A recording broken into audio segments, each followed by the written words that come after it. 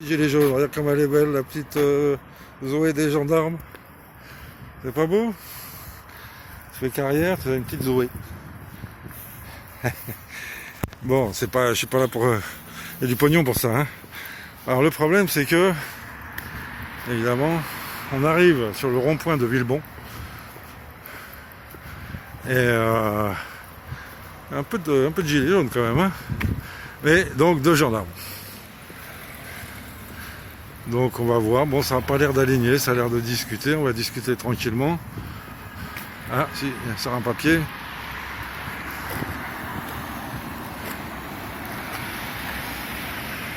Voilà, donc on a prévu avec Trotti, ben voilà, Trotti arrive avec du jus de pomme pour payer un coup au rond-point et voilà, évidemment. Alors je sais pas, on va voir un jeu, on va pas... Bon, apparemment faut attendre, il y a un passage piéton, mais pour traverser, c'est...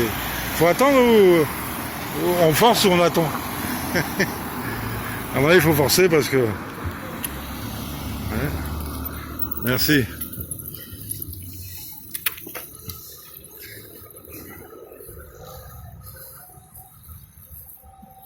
Voilà, donc bon, voilà, les gendarmes ont des masques. Non. Les jaunes n'en ont pas. Salut Gilets jaunes, force et honneur. Bonjour monsieur. Ça va? Ils sont venus. T'es en pleine forme, mais je suis content de te voir. Je crois que t'étais dans le sud. Non, je suis là, en fait, parce que j'ai eu la flemme. Les gilets jaunes sont là. Fort, hein, parlez fort, Ah oui, pardon, attends, c'est vrai. parlez fort, hein. Ouais, je vais bouger le micro. Ça va, en pleine forme? Ça va. Salut la jeunesse, ça va? Ça va. C'est bien, on est là? Bah bravo, félicitations. À moi, dès que je vois un rond-point, félicitations. Bah ouais, hein, on tient bon, hein. Ouais, c'est bien, c'est bien. Et alors là, ça va, ils sont sympas ou? Ouais. Ok. Donc, On a eu un petit rappel à l'ordre. voilà. Ah, voilà. On est là. Ça va bien, mais je suis content de vous voir là. Bah oui. Et Notre ami. qu'est-ce que vous faites là? Bah c'est notre C'est votre rond-point? Ah, bravo. Ah, carrément, ouais, carrément. Moi, je voulais dire quelque chose, je suis un peu chaud là. J'ai mon petit coup de téléphone, il était là, le maquis. Donc, moi, je voulais dire, Vincent, il veut relancer les ronds-points, il va créer un rond-point là bientôt. Voilà, oui, j'en crée un. Voilà, Hein, tu vas en créer un, tu vas créer ton voilà, un avec d'autres, hein. avec d'autres, voilà. Voilà, donc pour moi, ce qu'il y a dans le rond-point, je crois quand même, ce qu'il faut faire, c'est marquer un jour, il faut faire une banderole et marquer amis bienvenue. Parce que je crois qu'avec ce qui se passe en ce moment, les gens vont avoir besoin de discuter, de venir, tu vois ce que je veux dire, de faire de l'échange. Hein, et tu sais ce qu'ils disent, allez voir, ils disent aux gens, quand ils vont pas bien, d'aller voir un psychiatre ou un psychologue. Et quand tu vas pas bien et que tu vas aller voir un psychiatre, dans mon taxi, il y a une cliente qui m'a dit, c'est 2 ans d'attente. Parce qu'un psychiatre, ce qu'il faut savoir, un psychiatre, c'est 30 minutes par patient pour discuter, pour se faire du bien. 80 balles. À 80 balles, alors que là, tu as une bouteille comme moi et on va se faire du bien. Et donc, et les gens, parce qu'ils s'en sentent mal, et c'est normal, le psy, ils ont fait des études pour ça. Mais 2 ans d'attente, 2 ans d'attente, il a vraiment le temps d'aller mal. Hein? Oui, t'as le temps de te pendre. Voilà. T'as le temps de te pendre, à mon avis. Ouais, Voilà. ça. Donc, ce qu'il faut faire dans tous les ronds-points de France, c'est marquer amis bienvenue. Tu vois ce que je veux dire Ne vous suicidez pas, rejoignez-nous. Voilà, c'est ça. Pour avoir des gens qui ont le sourire, pour des gens qui sont pas malades, quoi. Ouais. Parce que j'ai un panneau, vous allez voir à ma manif demain. J'ai marqué, et ça c'est chez Mishka, tu sais, du 81, Mishka. Constituant. Il a interviewé un médecin, et le médecin a dit le premier geste barrière, éteignez votre télévision. Ah, très bien. Ouais, c'est un bon conseil. Faut écouter son médecin. Voilà. Donc nous, pourquoi on a le sourire? Parce qu'on regarde pas la télé. Ouais. Voilà. Et qu'avec les réseaux sociaux, moi je sais des fois des choses 15 jours avant les médias. C'est ça qu'il faut dire. C'est pour ça que vous verrez la vidéo que j'ai fait avec le maquis tout à l'heure. J'ai donné les noms de femmes et de médias indépendantes. Et on avance. Voilà. Bon, allez, maquis, parlez. Un petit klaxon de... Tiens, il va parler. Tiens. tu prends le micro comme ça. Voilà. Alors, présente-toi ton prénom, Jean-François. Là. Attends, je vais mettre pour la lumière simplement. Tu te mets là comme ça parce que c'est on a contre-jour. C'est important, c'est que. Parle fort hein, quand même. C'est pas tellement qu'on est informé avant les médias, c'est que les médias maintenant ne filtrent plus l'information et nous sommes notre propre filtre. Et on a beau dire que l'information est frelatée, etc. Salut. Forcément, il y a de l'information frelatée. Parlons. Parce que ça va être dit, aléa du direct. Et les médias de masse ont relayé de l'information frelatée, comme quoi le nuage de Tchernobyl s'arrêtait à la frontière, etc. Ouais. Donc eux aussi véhiculent de l'information frelatée. Là, ce qui est bien, c'est que nous sommes nos propres filtres. Et de toute façon, de tout ce bout de fond, il ressort que l'information pertinente, une information abusive, elle peut être relayée temporairement, mais au bout du compte, le filtre a lieu, y compris et même surtout sur les réseaux sociaux. C'est là qu'on trouve, comme je disais, maintenant l'information presque en temps réel, sans filtre, et on peut la décortiquer, l'analyser, la recouper ou même l'invalider nous-mêmes. Là, c'est une véritable intelligence collective qui est en train d'émerger grâce à la communication. Et ça, c'est un phénomène qui est, comment dire, contre lequel on ne peut pas lutter, à moins de les réseaux sociaux, les contrôler totalement. Mais là, ce que dit Alain, c'est ce qui est à l'œuvre en ce moment. L'information, d'une part, elle est produite, et elle est retransmise sans filtre. Et le filtre, c'est nous, à chacun de faire son idée. Et c'est vrai que les médias peuvent être un petit peu gênés. Ouais, c'est sûr. La preuve avec il faut boycotter les médias, il n'y a rien à faire. Avec les Gilets jaunes, on était des casseurs de statues sous l'Arc de Triomphe, alors qu'ici, regardez, on est sur le rond-point, on prend le café. Et qui a cassé... Non, mais ça, les gens s'en rendent compte avec le temps long que le gilet jaune n'est pas le casseur que... Heureusement que les médias sociaux étaient là pour laisser trace de tout ça. Oui. Oh bah écoute, super, merci. Moi, tu démontres qu'il y a de la data sur les ronds-points. Il y a énormément de data partout. Ouais, vas-y, je suis de vue. Alors ton prénom? Gérard. On regarde la caméra. Ouais. Salut, ça fait plaisir quand les gens klaxonnent. Gérard. Salut Gérard. Oui. Ouais, t'es déjà, tu me plais parce que t'as la même bague que mon docteur. Ah bon? Tu connais mon docteur? Non. Mon docteur, c'est le professeur Raoult. Et il a la même bague. Il a la même bague au petit doigt. Ouais. Non, j'aurais aimé être médecin, mais non. Non, j'ai pas pu. Non, les études m'ont couru après, mais ils m'ont jamais rattrapé. Ah bah c'est bien, bon les deux, écoute, on court vite, c'est bien. Tu faisais quoi comme métier?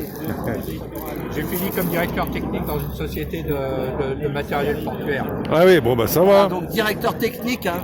Ouais, directeur technique, ça y a rien que ça. Et depuis Ça le calme. début, t'es gilet jaune ou... Pardon? Depuis le début, t'es gilet jaune?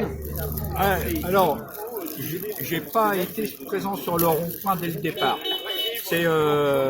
C'est Jean-François, mon ami Jean-François, qui habite juste à côté de chez moi et puis qui m'en a parlé et donc qui m'a décidé de venir et c'est pour ça que maintenant je suis un gilet jaune. Je l'ai toujours été. Pur et dur, oui, c'est ça. Donc je participe. Activiste. Voilà. Activiste, ouais. Ouais. Et donc la lutte elle est commune à tout le monde. Hein.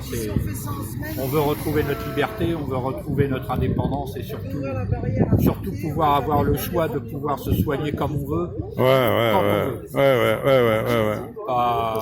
Pas qu'on nous impose des tas de saletés. Ouais, non, mais ça va. Parce que je fais pas des directs, moi j'enregistre et après c'est balancé pas vrai. Voilà, mais faut pas parler de tout ce qui est sanitaire là, parce qu'après c'est sur YouTube. Voilà, c'est bizarrement, il y a une censure. Hein, en plus de tout ce que tu peux annoncer, il y a en plus une censure réelle. Et en ce moment, dans le cas de la pandémie sanitaire, tu ne peux pas donner sur Internet une autre version que la version officielle, sinon les Facebook, les YouTube coupent ta vidéo. C'est incroyable. Tu parles de tout. Voilà. Donc il faut dire que, je ne sais plus qui avait dit ça, mais je l'ai répété une fois, il faut dire que le vaccin est un bienfait pour l'humanité, mais que je donne le mien à ceux qui sont prioritaires. Ouais. Alors, je donne même ceux des autres à ceux qui sont au gouvernement. J'ai des questions, justement. Toi, qu'est-ce que tu retrouves dans les gilets jaunes là?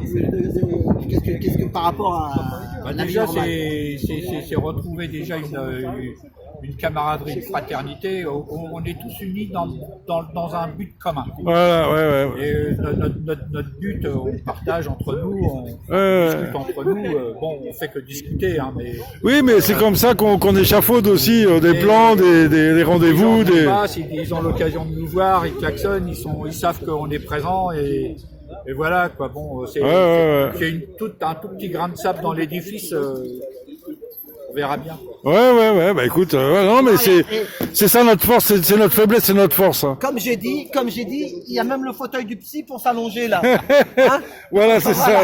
Hein donc voilà, c'est ça. Si vous avez un problème psychologique, affectif, venez sur les ronds-points Gilets jaunes et vous retrouverez des gens sympathiques, là, libres, qui se battent pour leur liberté. Voilà, et en plus, publicité qui disait avec. Ah oui, ça repart. Eh ben, les ronds-points, avec ça repart. Voilà. On n'a jamais arrêté, nous, ici. Hein. Ouais, c'est ça, voilà. Jamais. Pendant le premier confinement. Mais dès que le premier jour d'avant le confinement, le dernier, c'était à midi, on s'est retrouvés à 11h. C'était un mardi, on s'est retrouvés à 11h, après il y a eu le confinement. Et dès qu'ils ont arrêté d'assigner les gens à la résidence, le premier jour, on est revenu. Ah, bravo. Non, mais force honneur à tous les ronds-points. Et vraiment, tu vois, là, nous, on a prévu d'en réoccuper un bientôt du côté de Gomez. Et c'est grâce aux gens comme vous, et pourtant j'étais là au tout début, moi, mais dans les Cévennes. Hein. Mais ensuite, j'ai lâché les ronds-points pour faire d'autres choses. Et des gens comme vous, nous donnent envie de dire, ils ont rien lâché, à nous de reprendre le truc de notre côté. Donc donc on sera bientôt, un jour, on va vous inviter au baptême d'un nouveau rond-point. Voilà. On reviendra les autres ronds-points. Voilà. Il y a tous les âges. Au rond-point, il y a tous les âges. Voilà, un plus jeune. Même les vieux. Voilà. Regarde. Salut, je m'appelle Nicolas, je suis gilet jaune depuis 2 ans. Je dois dire quoi. Arrête, t'es la bonne humeur. Alors moi, la méthode que j'aimerais bien faire partager un petit peu, je trouve que... Parle fort un coup. Je trouve que le bloc d'un cortège, d'une manifestation, c'est vachement facile à encadrer quand même pour les flics. Moi, je pense que ça serait peut-être mieux de dire, par exemple, tout le monde monte à Paris, je sais pas, mettons, on fasse une nationale et qu'on soit à 50 000 ou 100 000, je sais rien. Voilà. Donc on dit tout le monde monte à Paris, mais on donne pas de points de rassemblement. Comme bien, ça, les gens, à 14h, ils enfilent le gilet, ils se mettent au milieu de la route et ils bloquent. Ouais. Si t'en as partout dans Paris, ça bloque tout Paris. Écoute, Je trouve que c'est plus pertinent, on va dire, qu'un cortège. Oui, ça en fait partie. Les amendes, ça fait peur. C'est ça. Non, mais c'est... On l'a fait déjà, ça. Non, mais c'est pareil, moi, ceci dit, je n'oppose jamais Ils nassent les petits groupes. Ouais. Et ils nassent les petits groupes et après 135 Ils des petits groupes. S'il y a que des petits groupes. Non, mais c'est sûr, bon. Ils bloquent partout, tout Paris est bloqué. Donc même avec leurs 50 fourgonnettes, ils ont pas la possibilité de passer. mais faut que les gens reviennent. Non, mais c'est sûr. Le problème. Non, mais c'est une bonne idée, mais effectivement, mais quelque part, c'est pour ça, moi, je n'oppose jamais les bonnes idées. Le cortège du samedi, malgré les complications d'ailleurs que c'est nécessaire, c'est utile tous les samedis, parce que ton truc c'est une bonne idée, mais que tu peux pas faire tous les samedis. Tu peux pas faire tous les samedis. T'en feras. Si on arrive à en faire une nationale, oui, je sais pas quand. Voilà, c'est sur les ronds-points qu'on a ces idées subversives. Si on est 100 ou 200, c'est vrai que ça va pas faire grand-chose. Ouais. Mais, non, mais c'est ça. Typiquement, c'est il faut lancer peut-être un jour annuel de la manif sans déclaration sur Paris. C'est d'être visible au final. Du coup, si t'as des gilets jaunes partout dans Paris, il y en a quand même beaucoup des gilets jaunes. Alors que si t'es dans un tout petit cortège, qu'il y a 300 personnes, t'as encadré les flics, les gens qui passent devant, ils disent encore des prolos, ils vont voir. Voilà, il y a tout, parce que malgré tout, justement, il y a des prolos qui nous rejoignent pendant les petits cortèges aussi. Moi, j'en ai vu qui. Il faut pas non plus se centraliser uniquement que sur Paris. Les villes de province ont le droit d'existence aussi. Faut pas absolument. Et puis c'est quand même plus facile pour des gens qui habitent dans le sud de la France de manifester auprès de leur préfecture plutôt que d'avoir à monter sur Paris. Absolument, oui. Ça coûte cher, et ça coûte cher aussi, et ça coûte cher. Ça coûte cher de monter sur Paris. Non seulement ça coûte cher, ça demande du temps, et puis il faut monopoliser des cars, il faut. C'est pas facile. C'est pas facile. Ah non, mais ça c'est clair que. L'idée est excellente. Elle est excellente. Et pour rebondir là-dessus, L'idée est Ah, excellente. c'est ça que j'aime dans les ronds-points. L'idée que ce soit décentralisé, c'est-à-dire partout en France, par exemple, on a 12 capitales régionales, par exemple, on pourrait faire ça par capitale régionale et pas faire ça toutes les semaines parce qu'on s'épuise. Les Gilets jaunes, on manifestait toutes les semaines à Paris ou plusieurs sur le rond-point. Au début, on venait tous les jours, on s'est épuisé. Là, ce qui serait intéressant, c'est une très bonne idée, mais avec prévoir peut-être des dates anniversaires. Ouais, c'est ça, tous c'est les 2 ça. mois. Ouais. Et il existe des dynamiques qui sont absolument non maîtrisables, qui fait que des fois on serait 1000, 2000, 3000, et puis des fois de façon totalement incontrôlable, on pourrait être 10 000, 20 000, 100 000, on n'en sait rien. Tout ça, à un moment, il suffit qu'il fasse beau, et les gens, au lieu de rester chez eux parce qu'ils peuvent, ils sortent parce qu'il fait beau. C'est aussi simple que ça. Donc on pourrait faire des dates anniversaires en disant, voilà, tradition gilet jaune. Déjà, n'oublions pas que malgré tout, le 14 juillet, le président invite à Paris. Oui, oui. Non, mais t'as une date, là. Si tu veux, t'as une date, tout le monde la connaît. Et si on dit, 14 juillet, on écoute le président, on monte tous à Paris, et on met en application ton idée. Ça peut être une date, quoi. Il en faut d'autres. Oui, et donc, avec ça, on a l'avantage, c'est qu'on mène une guerre asymétrique et imprévisible. En face, le régime dispose de troupes armées, équipées, entraînées, mais c'est toujours pareil. Si le front, il est non plus sur un seul endroit, avec un abcès de fixation, on est facile à contrôler, et s'il existe une multitude de foyers de mobilisation, ça va diviser la police. Forcément, les troupes, ils vont être obligés de les diviser, et il est évident que c'est plus facile d'être 500 000 sur la France que 500 000 sur Paris. Et donc, forcément, ça va éclaircir leurs troupes, réduire leur efficacité opérationnelle, et nous augmenter notre force. Ah, c'est sûr. De façon pacifique. Ouais, bien sûr. Pacifique. Ouais, c'est bien.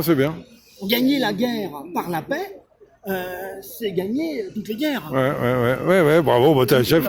Non, mais il faut revenir sur les ronds-points, les amis, pour entendre des belles choses comme ça. Hein, t'as vu? Vas-y. Ouais, voilà, c'est ça le micro. C'est pas le 21e siècle, mais presque. Voilà, donc. Salut, on fait le tour, on discute. C'est comment ton prénom? Eric. Bon, et alors? Qu'est-ce que tu fais là? Je suis là depuis début 2019, comme ça. Et donc, je transmets la flamme, en fait. Ah, bravo, c'est ça. En ce moment, tout le monde pense que le mouvement des Gilets jaunes est terminé. On vient leur faire comprendre bravo, on est là. Je dis que Eric, je t'interromps, Eric a tenu le rond-point à lui tout seul. Juillet, août, il crevait de chaleur, incroyable. Il était là, il a tenu le rond-point tout seul, il était tout seul pendant 2 mois. Incroyable. Ah ouais, mais j'étais bien, j'avais la bibliothèque, en plein soleil. Là. Oui, j'ai vu, il y a une petite installation quand même. Ouais. Et encore, ça a été c'est semi... des vandales, là. Oui, parce que ça, vous le laissez tous les ça, vous le démontez pas, ça. Non. Et pour le moment, ça résiste. C'est bien. Une chose extraordinaire, c'est que pendant le premier confinement, parle le micro. Tout ça, c'était resté là. Ouais. Personne n'y a touché alors qu'on n'est jamais venu pendant le premier confinement. On parle au micro. C'est bon, ça y est, c'est bon, voilà. Ouais. Ok, ouais. C'est bon. On enregistre. Oui, on a entendu. Oui, on a entendu, si. Non, alors, de toute façon, même s'il n'y avait plus rien, on viendrait avec des tables de camping, des chaises, il y aura toujours du café et des gilets jaunes de toute façon. Ouais, c'est bien, bravo. Donc on espère que les gens viennent, avec ou sans gilets jaunes. Absolument. Dans la mesure où les gilets jaunes, c'est les gens qui unissent tous les gens qui ont des intérêts différents, en fait. Ouais, c'est ça. Ça réunit toutes les corporations. Les corporations, elles vont faire la grève pendant une semaine, 15 jours, après ça va... Ils vont s'arrêter. Par contre, nous, on est solidaires de tout le monde. C'est le niveau supérieur de la contestation, en fait. Ouais, absolument. Ouais. Moi, ce que je dis, c'est ça, c'est qu'au bout du compte, donc malgré nos différences, et il y en a qu'il faut pas nier, il y a des gilets jaunes de droite, il y a des gilets jaunes de gauche, mais on s'entend sur la notion de bien commun, où là, je veux que l'hôpital soigne aussi bien un mec de droite qu'un mec de gauche. Exactement. Hein, voilà. Que l'école, que l'école éduque aussi bien un mec de droite qu'un mec de gauche. Donc c'est le bien commun, ça passe essentiellement par le service public, la défense du service public. Donc c'est voilà. Et puis après, effectivement, cette notion, et d'ennemis communs aussi, mais là c'est un autre chantier. Et on recrée du lien, puisqu'en ce moment, tout est fait pour diviser les gens. Ouais. Regarde, depuis tout à l'heure, le lien est créé avec la gendarmerie. Putain. Non, mais depuis tout à l'heure, ça discute gentiment. Hein. On n'en intervient pas parce que... Ils sont de toute façon, arrivé, ils nous disent vous devriez porter les masques, mais vous devriez porter les masques. Je ne pouvais pas laisser le message, mais bon, on s'est compris. Ouais, d'accord. Voilà, c'est ça, ils sont cool. Ils sont gentils, ils savent parler aux gilets jaunes, et c'est comme ça qu'ils peuvent obtenir des choses de nous. Il faut leur dire, il faut les encourager. Ouais. Non, mais voilà, c'est-à-dire que justement, ils finissent par savoir qu'on est bienveillant. En 2 ans, on n'a pas cramé quoi que ce soit, tu vois, je veux dire. Donc voilà, et puis ils voient bien que les gens klaxonnent. Ouais, bon bah écoute, et donc bon bah là, parti pour l'été quand même, de nouveau, c'est sûr. Oui, bien sûr. Hein c'est un mouvement de longue... c'est pas Ouais. Et il a commencé il y a longtemps. Il a commencé il y a longtemps, ouais. Avant les Gilets jaunes. Ouais. Même si Macron n'était pas réélu, par exemple, le problème serait pas... Alors là, moi, je vais être clair. Il faudra qu'on ait un gros travail de gilets jaunes à faire, et il faut qu'on l'assume. Ça doit être nous les responsables de la chute de Macron. Il faut que ça se sache. Il passera pas le premier tour à cause des gilets jaunes. Voilà. Il faut qu'ils nous redoutent les autres hommes politiques en disant si on les fait chier, ils nous sortiront comme ils ont sorti Macron. Parce qu'on va faire une grande campagne, tout sauf Macron. Allez voter ce que vous voulez, mais flinguez-le. Et il sera flingué comme Sarkozy, comme Hollande, qui en voulaient encore, et ils n'ont pas pu parce que déjà le peuple, il dit ça suffit, vous êtes trop cons. Et celui-là, il doit lui arriver la même chose, et c'est les gilets jaunes qui doivent mener cette lutte. Quand on voit que récemment il a fait un discours pour la déconstruction de la France. Ouais, de l'histoire même, de l'histoire de France. Ouais. Mais oui, tu peux enlever l'histoire et il travaille dans la déconstruction de la France. Ah ouais, il est insupportable à tous les niveaux. Je suis bavard là. Non, mais c'est moi, je suis plus bavard que toi. Là, c'est le moment. Le moment, et là j'en parlais tout à l'heure, c'est il y a une intelligence collective qui est en train d'émerger tout simplement parce que maintenant on communique pas seulement avec ses voisins, pas seulement avec ses amis, mais avec ceux qui ont des idées qui sont en commun. Et donc là, les gilets jaunes, c'est un petit peu comme la boule de puce, c'est vrai, elle se voit comme un bouton au milieu du visage, hein. On est ça. Et la boule de puce, elle s'est formée, elle a éclaté, elle a commencé à éclater il y a 2-3 ans. Donc on est un symbole, hein. Le gilet jaune, c'est un symbole. Absolument. Ah oui, puis même c'est rentré dans l'histoire dans le sens où même si nous tous là, on décidait d'arrêter demain matin parce qu'on en a marre.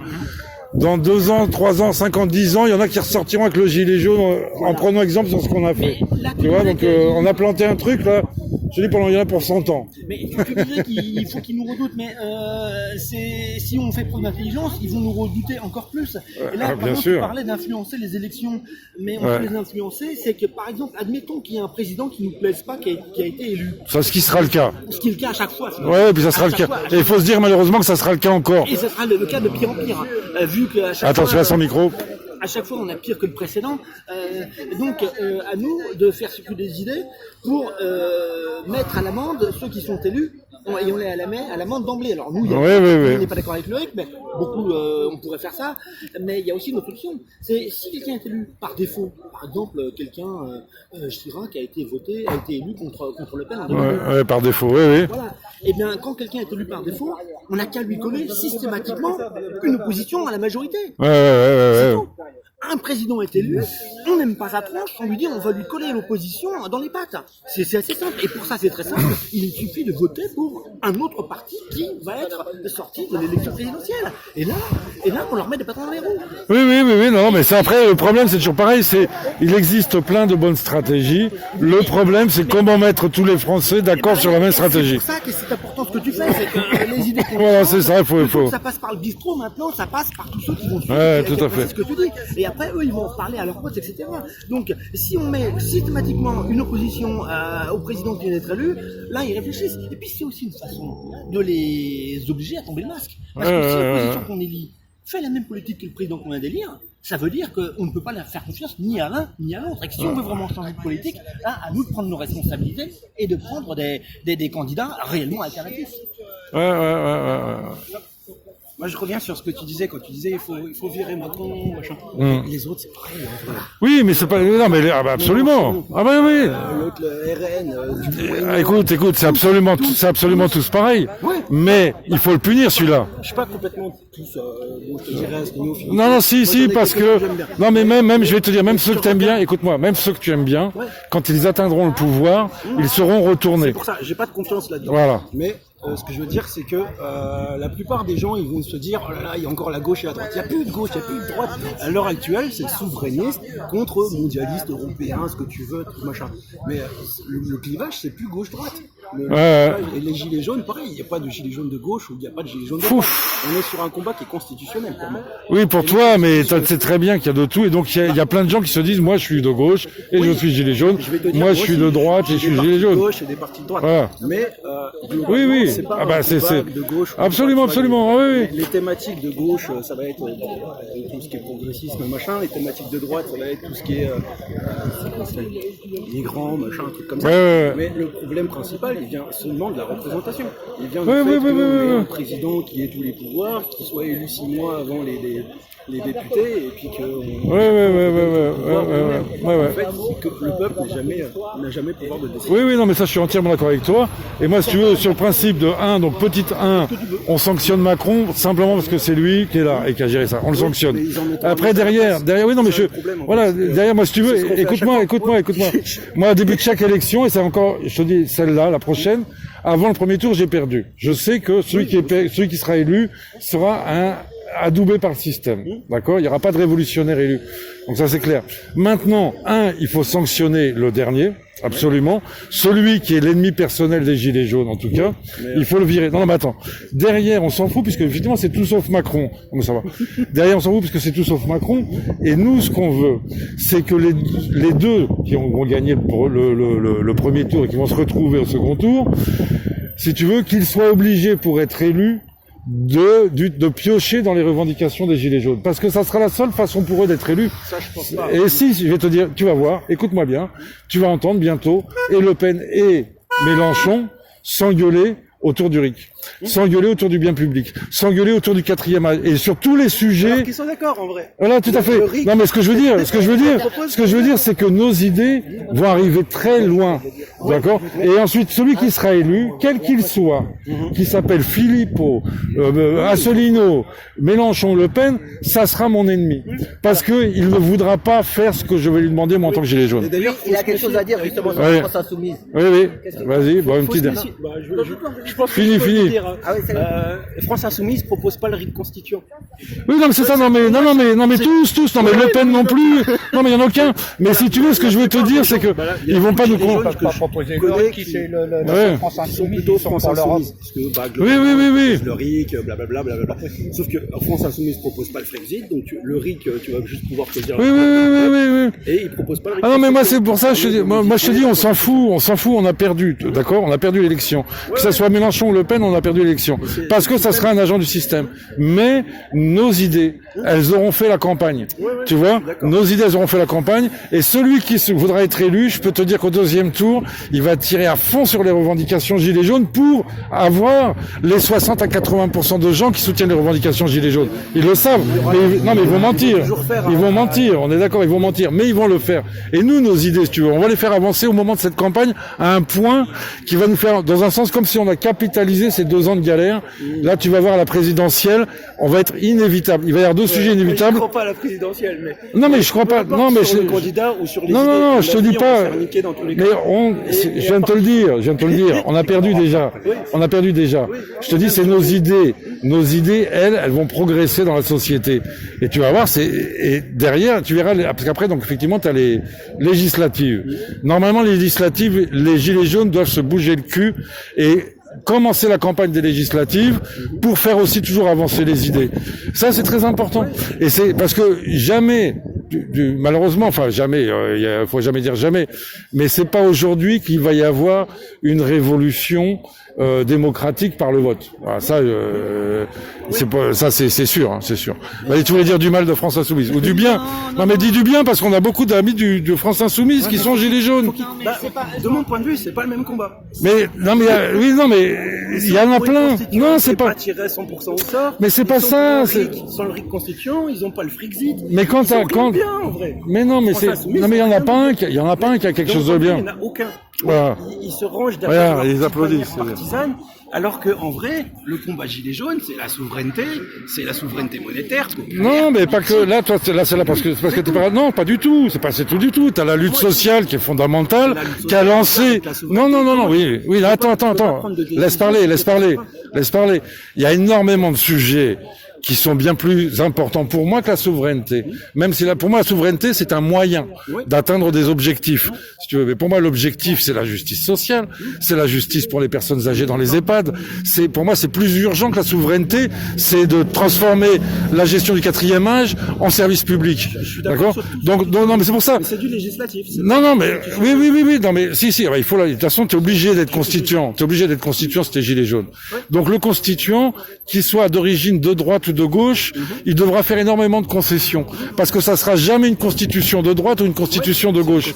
Ça sera une constitution obtenue par référendum. Parce qu'après tu peux l'influencer ta constitution. Si tu mets que des gens de droite ou d'extrême droite pour t'écrire une constitution, t'auras pas la même que si tu envoies que des mecs, toi.